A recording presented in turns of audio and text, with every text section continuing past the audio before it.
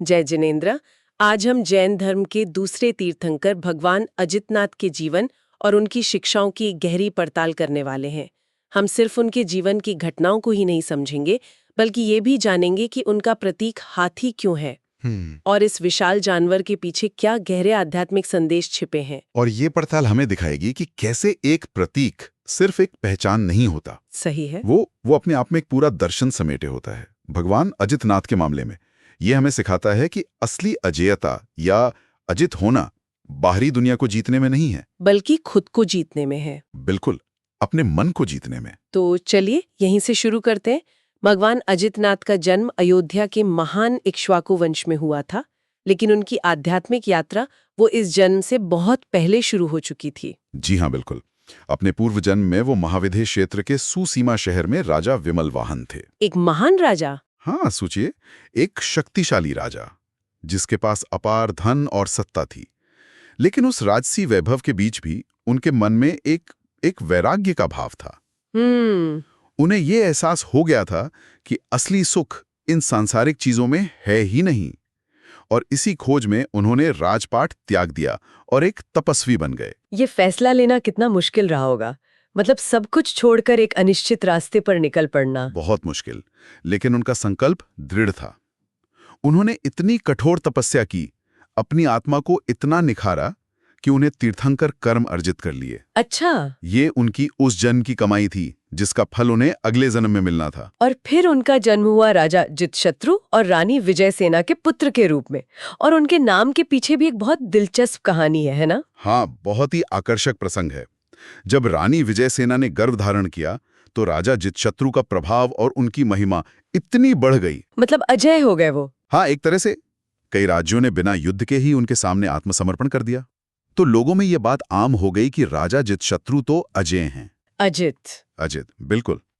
और इसी से प्रेरित होकर जब पुत्र का जन्म हुआ तो उनका नाम अजित रखा गया। बचपन से ही वे संसार से विरक्त थे, ऐसा कहते हैं। जी, जब उनके पिता ने उन्हें सिंहासन सौंपना चाहा तो उन्होंने मना कर दिया। ये बात थोड़ी हैरान करती है, लेकिन उनके लिए सिंहासन एक बंधन था। उन्होंने वो सिंहासन अपने चचेरे भाई सागर को दे दिया, जो बाद में चक्रवर्ती बने। और फिर उन्होंने दीक्षा ले ली। उन्होंने माघ शुक्ल नवमी को दीक्षा ली और एक तपस्वी के रूप में उन्होंने साकेता नगरी में राजा ब्रह्म से अपना पहला भिक्षादान प्राप्त किया। खीर थी, जहां तक मुझे याद है। जी हाँ, खीर।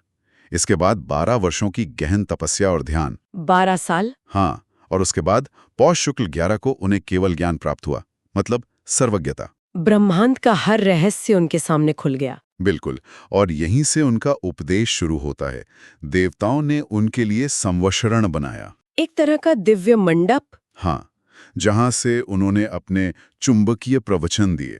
उनके 90 मुख्य शिष्य थे, जिन्हें गणधर कहा जाता है, और लाखों अनुयायी थे। और अंत में चैत्र शुक्ल पंचमी को उन्होंने सम्मेद शिखर जी से मोक्ष प्राप्त किया। जी, जन्म मृत्यु के चक्र से हमेशा के लिए मुक्त हो गए। वे सच में अजित बन गए। अब यहाँ बात और भी दिलचस्प हो जाती है। हर तीर्थंकर का एक प्रतीक या लांछन होता है। भगवान अजितनाथ का प्रतीक है हाथी। ये सिर्फ एक पहचान चिन्ह तो नहीं है ना? नहीं, बिल्कुल नहीं। इसमें बहुत गहरा सिंबोलिज्म छिपा है। हाथी 3 मुख्य गुणों का प्रतिनिधित्व करता है। अच्छा, वो क्या है? पहला है शक्ति, स्ट्रेंथ, लेकिन ये शारीरिक बल नहीं है। ये आध्यात्मिक शक्ति होगी। हाँ, ये वो नैतिक साहस है जो हमें अपनी भीतरी कमजोरियों जैसे क्रोध या अहंकार पर काबू पाने के लिए चाहिए। ये समझ आता है। और दूसरा है स्थिरता, स्टेबिलिटी। जैसे हाथी बिना हड़बड़ी के स्थिर और शांत होकर चलता है, वैसे ही एक आध्यात्मिक साधक को दृढ़ संकल्प और गरिमा के साथ मुक्ति के मार्ग पर आगे बढ़ना चाहिए। मतलब अभ्यास में निरंतरता होनी चाहिए। बिल्कुल। और तीसरा और शायद सबसे महत्वपूर्ण गुण है धैर्य, पेशेंस। हाथी तो बहुत शांत स्वभाव का होता है, अविश्वसनीय रूप से, जब तक उसे उकसाया ना जाए। यह हमें सिखाता है कि जीवन की परीक्षाओं में शांत रहना है। तो ये केवल शारीरिक बल के बारे में नहीं है, बल्कि आध्यात्मिक अपराजयता के बारे में है। आपने बिल्कुल सही पकड़ा। यहाँ एक और आकर्षक बात है। हाथी की जो शक्ति है वो आक्रामक नहीं बल्कि रक्षात्मक है। अहिंसा का सिद्धांत। जी, ये दिखाता है कि सच्ची शक्ति आक्रामकता में नहीं बल्कि संयम और करुणा में है। यह दर्शन तो अद्भुत है, लेकिन ये सब ज्ञान और प्रतीकवाद आज भी कहीं जीवित है। ये विरासत आज भी पत्थरों में जीवंत है और इसके लिए हमें गुजरात में तारंगा नामक स्थान पर जाना होगा। तारंगा जैन मंदिर एक प्रमुख जैन तीर्थ स्थल है।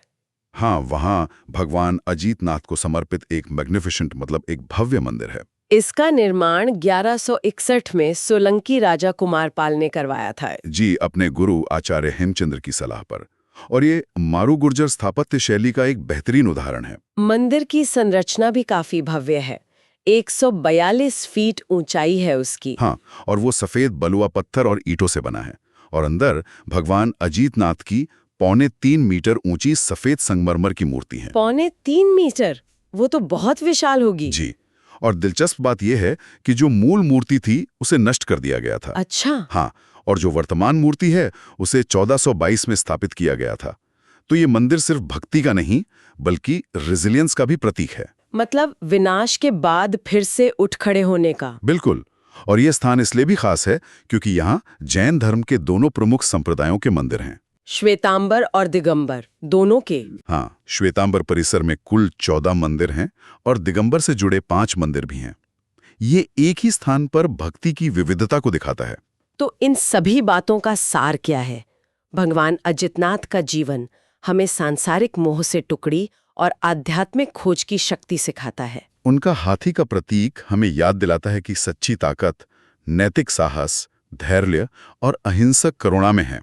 और तारंगा जैसे स्थान हमें दिखाते हैं कि ये विरासत आज भी कितनी जीवंत और प्रेरणादायक है। बिल्कुल।